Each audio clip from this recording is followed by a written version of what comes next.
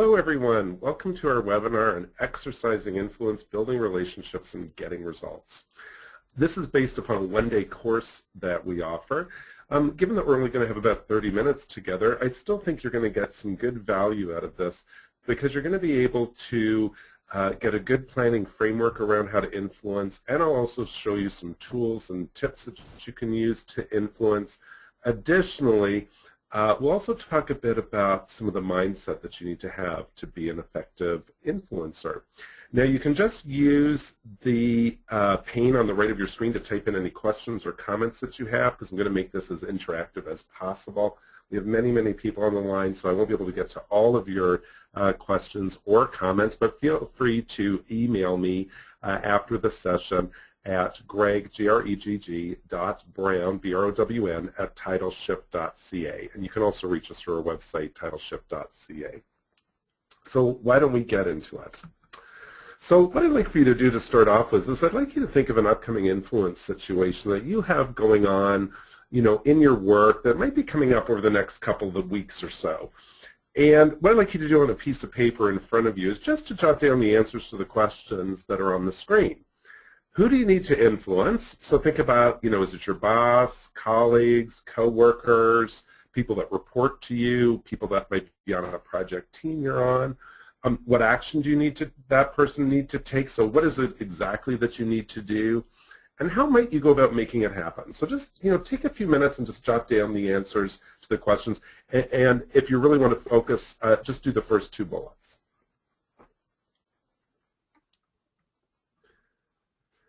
Now, the next thing I'd like you to take a moment to do is I'd like you to take a moment to think about what do you want to get out of the time that we have together on our webinar.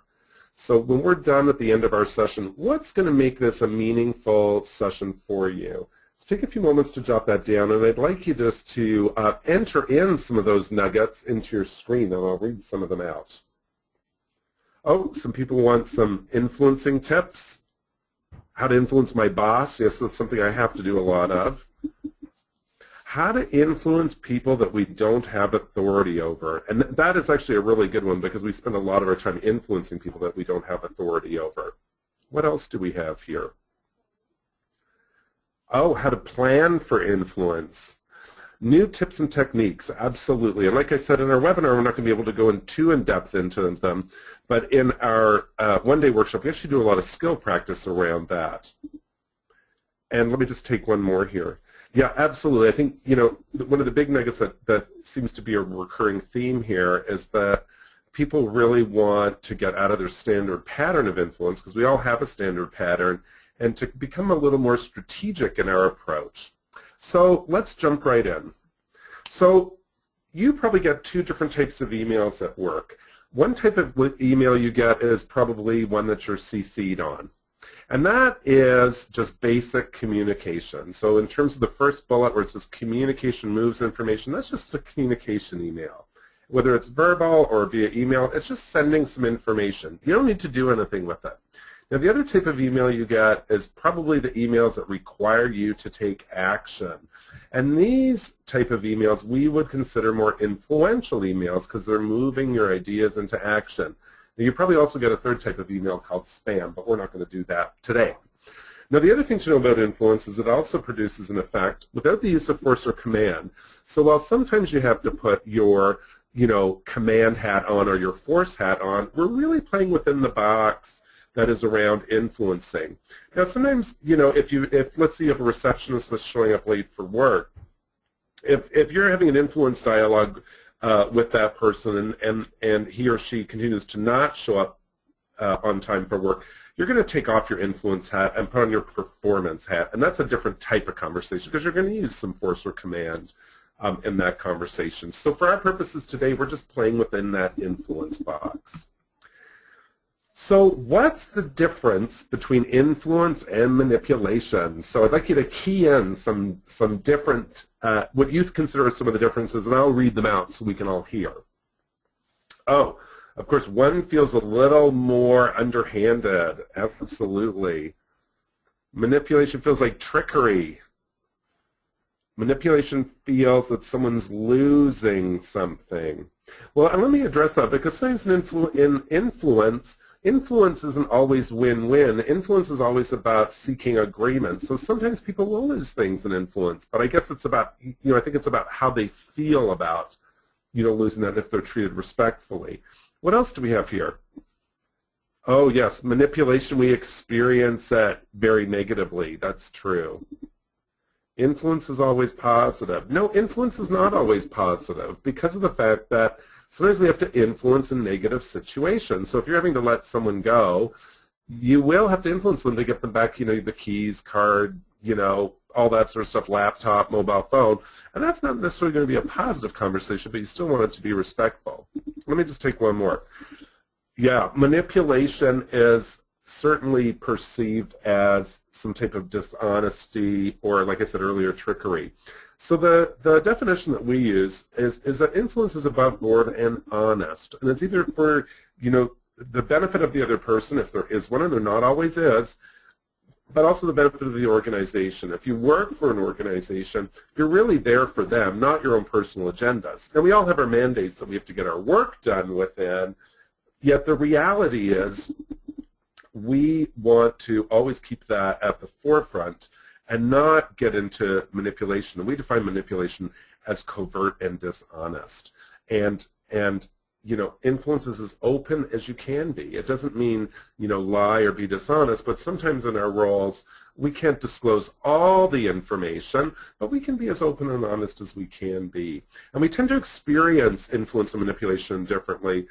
I have this thing in my gut I call my inner ding, that when I feel I'm being manipulated or moving into manipulation, which I can do, that I have something that goes ding, ding, ding, and the conversation starts to feel not as good as it was. And that doesn't mean I can have very good negative conversations. And just when I say not as good, it means it just feels like there's something dishonest happening or something weird's going on that I just don't think is really good. So again, influence is above board and honest. So what gives you power at work? Type in some responses. Your position, of course, gives you power. Where you sit in the organization, knowledge, information. Oh, someone wrote influence skills. Absolutely.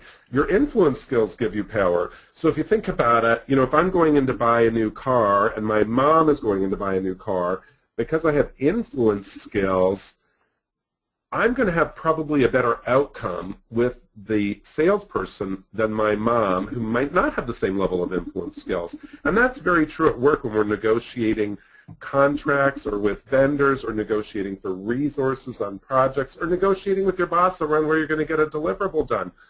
The more you understand influence, the likelier you're going to have a more agreeable outcome. So power is a set of resources that you have. We all have a different set of power. Others feel influence when they're treated with respect and offered a choice. Now, one of the things is everybody does have a choice, and part of influence is being comfortable that they do have a choice. So if I'm trying to influence the receptionist to show up on time at work, there is a choice. She has a choice not to show up on time, and there are consequences from that. But everybody does have a choice. You have a choice not to do your job. There's consequences from that. Influence is a set of skills or actions that put our power to work. So once you know what your personal power is and what gives you power, your set of skills that you have is the way you put that into action. So let's also talk about relationships. So the subtitle of this course is Building Relationships and Getting Results. So getting results doesn't mean railroading over people. So one of the things about influence is it's not a contest. And it's not about winning over someone. You can't win at influence any more than you can win in a relationship or in a marriage. So you can just imagine if you had to go home every day after work and whoever you're involved with, and you're always having a contest with that person to win over them and to really make your issue happen, you're probably not going to be that much longer in that relationship. And that's the same with work. It's not a contest. It's really about coming together and seeking agreement. And if you look up at your screen, you'll see my hands are coming together. And it's really about seeking that agreement. So it's not a contest. It's not always going to be a win-win. But it is coming together, seeking agreement. Now, the other point is every time you influence someone, you're making it easy, either easier or harder to influence him or her the next time. Why do you think that might be true?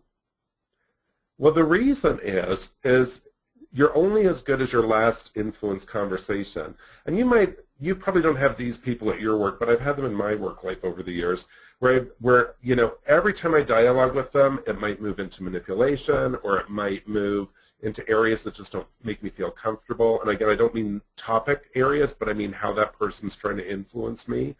And when I see them coming again, I just want to run in the other direction. And you probably don't have anybody in your workplace like that. But I've had that over the years. And so you want to, you know, disengage from your influence conversation before you start to move into tactics and behaviors that aren't entirely appropriate.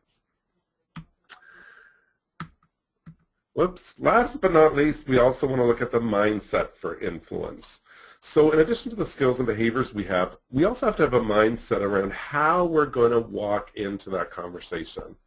So a couple of things. The other person has to be capable of taking action that will support that goal. So there's nothing worse than trying to influence someone who doesn't have that, you know, appropriate authority or approval capability and is not the right person. So you want to determine that. He or she is worthy of my respect. Now sometimes we have to work with people we may not respect, but the trick is to find something about them that you do. And I can't emphasize that enough, because if you don't, you can come across as insincere. And of course, if we're insincere, people will tend to look at us and be able to read our nonverbal body language that makes them think we're up to something. So you want to try to find something about them that you can respect. Last but not least, you want to be willing to be influenced by him or her. It always surprises me that I don't have all the answers and all the knowledge. And the reality is that sometimes, even though we have our mandate and our agenda, the other person might have information we hadn't considered related to that. So you really want to be open to dialogue, because remember, it's about coming together and seeking agreement.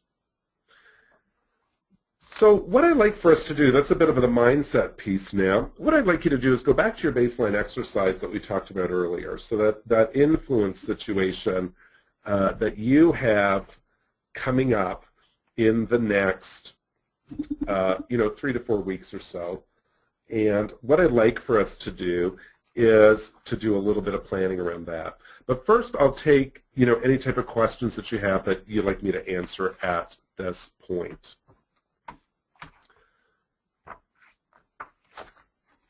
Okay, I just see a couple of questions here, and I'll read them out. So what if I have a situation that's really big that I need to influence? That's a really great question. So what I always tell people is, an influence situation is either like a project or a change initiative. If it's too big, it's going to be unmanageable and you won't be able to do it. So you want to chunk it down. And if you want to consider influencing, so let me give you an example, actually. So sometimes people will say to me, I really want to, influence people to change the culture here at work. And I'm like, well, that's a really nice big objective, but the reality is that's a really hard influence situation to plan because it's so huge. So let's chunk it down. And we want to break it down into something really simple like this. Who do I need to influence and what do I need them to do? So it might be something like, I need to influence, the IT department to adopt this new methodology, or I need to, influence my boss to, take emotional intelligence training, or I need to, one of the ones I've used, over the years, I need to influence my boss to let me go to a conference. So you want to get really specific. Let me just look at another question here that I will pull out. Sorry, I won't be able to get to all of these, but I'll try to pull out ones that are relevant for everyone and talk to them. So what do I do if someone is consistently negative during my influence conversation? That's a really great question. So a couple of things about negativity. One is you should not be making it your mandate to convert that person. Remember, everyone does have a choice. I think what we want to do, and we're going to look at this when we talk about some of the influence behaviors, we want to use some receptive behaviors, and one of the ones I would consider using is some open-ended questions to determine what is really going on for that person. Because the reality is, if you ignore or bulldoze, which I like to do, over people's, negative comments or perceived issues, what happens is they feel ignored and they'll just keep repeating themselves. So what you really want to do is probe around, what is going on and what you can help them with and what you cannot help them with. Because the reality is you can't problem solve everything for everyone. And sometimes you just need to acknowledge that, hey, yes, we've got a lot going on, but we still need to do it. So, figure out a way that you can, listen to that behavior, ask about it, don't ignore it, because just by listening to it might remove a barrier. And that's something I think we all have to deal with. So let's look at the influence framework. So this is the foundational model for influence, and Barnes & Conte, a company we work with in the U.S. Who developed this course, but also this model, it has made it very sound and very easy to use. And for those of you that want more reading, I'd encourage you to, there's a book on Amazon called Exercising Influence, Building Relationships and Getting Results by Kim Barnes. It's a great read, and we'll also talk about influencing not only at work, but also at home. So that's a fun little thing that you can read, and I've read it a number of times. It's actually really good, so I encourage you to pick that up if you don't have it already. So let's look at the influence framework. So once you go back to your baseline exercise that you started with, so your goal is to influence who to do what, and let's run it through this very simple planning framework in front of us. Now, obviously, in the full day session, we go through this in much more detail with some tools and templates, but for our purposes, we'll just get a little flavor of it so that you can actually use it. Now, in my experience with influencing, I also use this as an audit tool, meaning if someone comes to me and says, I've had a really difficult time, I can't get someone to say yes or to agree to this, I usually analyze their influence situation using this influence framework, because usually it's something that they've missed related to that. So what we're going to do is I'm going to run through each of these. I'm going to stop and pause after each one, and I'm going to ask you to take some notes. So let's start at the results area with influence. So in terms of results, we always want to think of the big picture around what is it that I want to achieve. So I'd like for you to go back to your baseline exercise, and I know you wrote down what your influence goal is, but I want you to also write down, what is the result I want? Like, do I need the person to say yes? Do I need the department to comply by 50%? Do I need to, make sure everyone's using the same technology? Whatever it is, get clear on what your results are. And why do you think it's important to have clear results? So just give me some stuff. Type it in.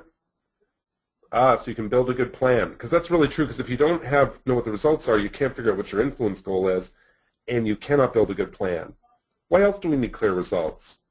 So you know when to stop. Absolutely. We don't want to keep influencing. There's nothing worse when you're encountering someone who's influencing you and you say yes, and they keep trying to upsell you and get you to do more after you've said yes, because what do you want to do then? You want to say no. You're like, stop, I've already got it. Why else are clear results important? So you can put some metrics and measures in place. Absolutely. So take a few moments, jot down the results. And I'm just going to have a little drink of water while you do that. Next, let's look at the relationship. Now, the relationship is based in, we're going to break it down into three things. The past history that you have with that individual or group that you want to build the relationship with and influence. What is the current state of the working relationship? Is it actually a good time for us to have the dialogue and conversation? And what is the anticipated future state? Like, what would be the ideal future for you? Now, you might also analyze this in relationship to the relationship that an individual group has with the results you want. Because you might have a great relationship with your boss, but that relationship might change whenever you're asking to go to a conference or asking for money. So you have to, keep those two pieces in place. So take a few moments and jot down what you think is the answers to those questions. I'll give you a few minutes to do that. Next, let's look at the context of the situation. So the context is broken down into three main areas as well. We've got the the individual context is the first one we're going to look at. And the individual context is the individual's work style, subject matter expertise, or values. So, for example, my boss is an engineer and who also is very interested in adult learning. So what do you think are some of the information he's going to need, just given that little piece of information, if I'm going to influence him to go to a conference? The reality is, because he's an engineer, I know he's going to need facts, details, and data. And I also know his work style is that he needs that before the meeting so he can prepare for it.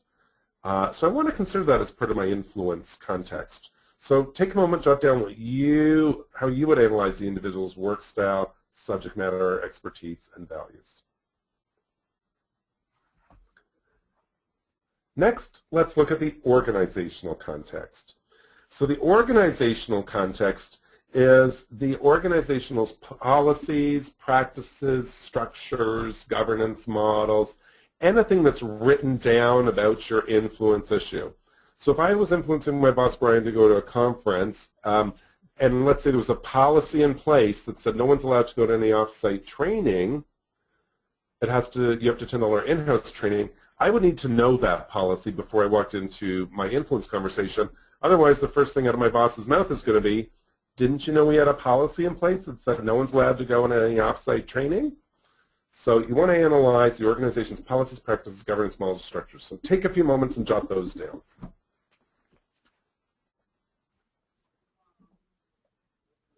The next thing we want to look at is the cultural context of the issue. Now, the cultural context is different than the organizational and individual context, is that you're looking at the walk of the organization. So if you think about the organizational context is the talk of the organization, cultural context is the walk. And that's what really goes on with your influence issue. So it might be the stuff that people are talking about. It might be the stuff that people are talking about at work, on the phone, at lunch. What's the buzz? It might be the elephant in the room. It might be the thing that people don't want to talk about.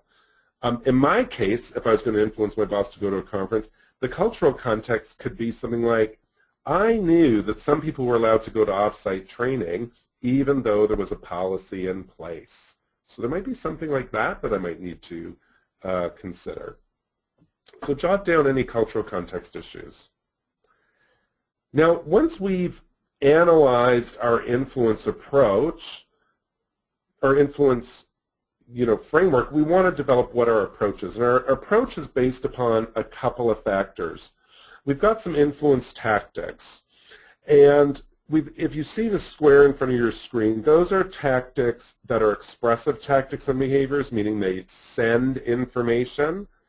And then in the tactics outside of the square, inside of the circle, those are receptive tactics and behaviors, and they actually receive information. So good influence is a combination of sending and receiving, of expressive behaviors and receptive behaviors. Now, the reality is we all have a standard pattern of behavior in what works for us. And when we're doing our one-day workshop, what we really want to do is shake up that pattern so you become more strategic in your approach.